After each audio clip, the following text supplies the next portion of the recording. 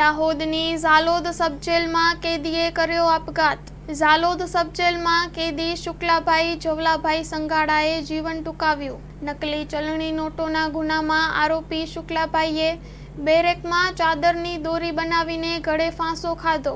આરોપી રાજસ્થાનના આનંદપુરી અને ફતેપુરામાં નકલી નોટોના ગુનામાં સંડોવાયેલો હતો। કાચા કામના આ કેદીના આપઘાતથી જેલ વહીવટમાં ખળભળાટ મચ્યો છે। ઘટનાની જાણ થતાં ઉચ્ચ પોલીસ અધિકારીઓ ઘટના સ્થળે દોડી આવ્યા હતા। એલસીબી ટીમે ઘટના સ્થળે પહોંચી તપાસ શરૂ કરી છે। જેલની સુરક્ષા અને વ્યવસ્થા પર ગંભીર સવાલો પણ ઉઠ્યા છે। Story report by Kishore Dabgar, Dahod.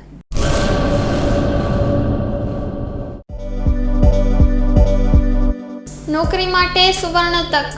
LIC સાથે મહિલા વીમા સલાહકાર તરીકે જોડાવાની અમૂલ્ય તક। વીમા સખી મહિલા કરિયર એજન્ટ વિશેષ ભરતી યોજના। સ્ટાઇપેન્ડ 3 વર્ષ માટે પ્રથમ વર્ષે ₹7,000 દર મહિને, બીજા વર્ષે ₹6,000 દર મહિને તથા ત્રીજા વર્ષે ₹5,000 દર મહિને।